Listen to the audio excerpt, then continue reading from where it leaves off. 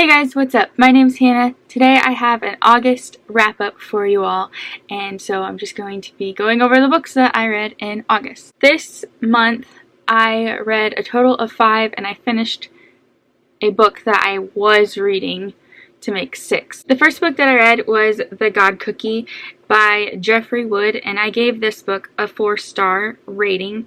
And basically, this guy has a conversation with his friends, and he then says, God, hey, I'm up for the challenge, whatever it is. And then he goes back into the restaurant that they were at, and it was a Chinese restaurant, so he got a fortune cookie, and it said, take the corner, and he was like, what does that mean? And he thought it was like inspiration from God, so he went to the corner with the bus stop, and from there he met some people, and he learned how to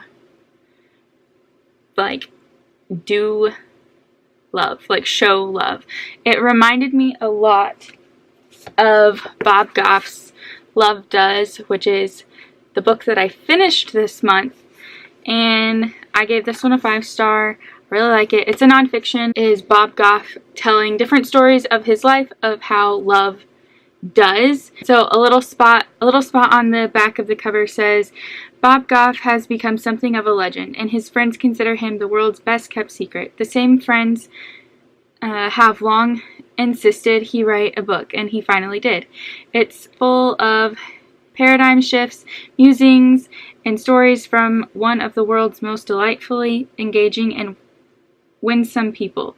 What fuels his impact? Love. But it's not the kind of love that stops at thoughts and feelings. Bob is convinced love takes action. Bob believes love does. So basically it's like finding ways to show God's love through action. Like if you see somebody needing help, go help them because God's probably telling you to. So yeah, that's kind of the gist that I got from The God Cookie as well, except for that one was a fiction book. And so it kind of put this one into another perspective. So that was really cool that they kind of went hand in hand, and I had been reading this one for a few months. So yeah, that was great. The next book that I read was called Trust Me by Jeff Abbott, and I borrowed this from the library, and I rated this a 2-star book. I really did not care for it. So basically we follow this naive psychologist who is studying why people are evil / why do they want to be terrorists and all of that such. And then he forms this online group where all of the like-minded terrorist type of people can get together and form different attacks, and they do. And then his stepdad is maybe not a part of it. Anyway, he gets kidnapped. Then he has to basically become a crime-fighting, world-saving, bomb-stopping person in the course of 4 days. And that is why I hated it, because I'm like, how did he learn to basically be a kung fu fighter and know how to stop bombs when he's so helpless in the beginning? He can't even try to escape his kidnapping. I don't know, it was stupid. So it got a 2-star for me, and I will never read it again, obviously. The next book that I read was Savage Girl. This is also from the library, and this also got a 2-star from me. It was long and slow and boring, and it's a historical fiction, and basically we're following this family that is out west. They're really rich. They're an East elite people, and they discover this girl being shown off as a savage girl, and so they take her home, or she comes home with them. And then on the way back there's some killings that happen, and we don't know if it's the main guy that's telling the story, the brother of the savage girl, or if it's the savage girl. And then there's a plot twist at the very end, and it's kind of stupid because it makes it have a happy ending, and I'm just like, okay, so how was I supposed to even guess that could even happen?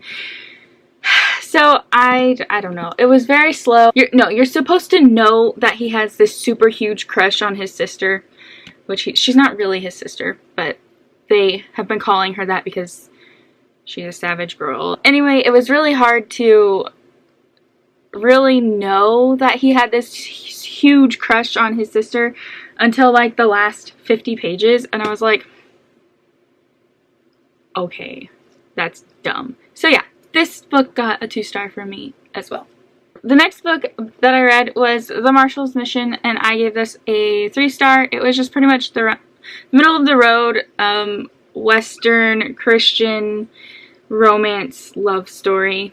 It's very soft and sweet and cute. In this book, we follow this Marshal named Cole. He stops at Lenora's house, land, and he kind of terrifies her and her son at the very beginning when he first shows up, just because he was kind of like, surprise, in the barn while there was a storm. We're following Cole and Lenora and their little love story, but Lenora has a dark past because her husband, her ex-husband, her late husband, was a thief and an outlaw, and she's hiding money.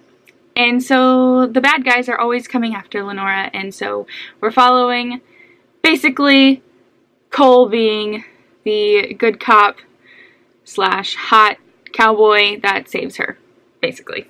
So, yep, that's what this book is, and it's a 3-star run of the middle of the road for me. The next book I read was Dare Me, and I gave this one a 3-star. This was weird and dark, and it was a very good mystery. Somebody dies. It's great. It's about cheerleaders and their coach lets them drink all the time. I don't know. It's really cool. It's really, really dark. At first, it was just like, what? Because one of the characters is so ambiguous just in everything she says, and so I was having a hard time like figuring out what was going on. But then a little bit before halfway, we find out somebody dies, and so the rest of it is trying to figure out who done it. The ending was good, and nobody we really loved got in trouble, so that's good, I'm guessing.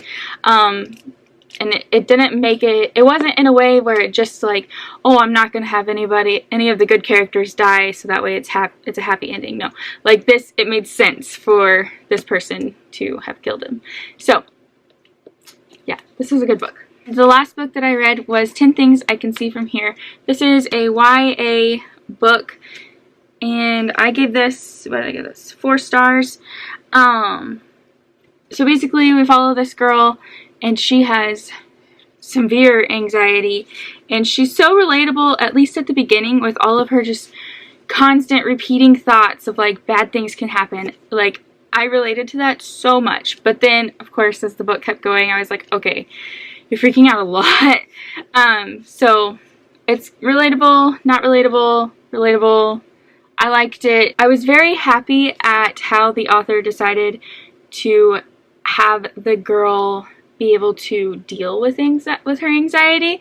At first, there was one chapter in the book that I was like, let's not have her deal with her anxiety like that, because then she can become addicted to that, and let's not do that. But she ended up not doing that, and I was very, very happy that she didn't do that. This is a girl-girl romance, also not romance, but a girl-girl love story happens in this book as well. This got a 4-star from me, and I mean, I probably won't read it again. Most 4-star books I won't read again. But yeah, it was really good, and I really love the brightness of this book. So that is my August wrap up for 2019. I hope you guys enjoyed. My next one should be getting better. This is like my first wrap up that I've ever done, and so I'm kind of like, what do I say? How do I say it? So hopefully my next ones will be a lot better and a lot more thought out and cohesive. But yeah, thank you so much for watching, and I'll see you in the next one. Bye!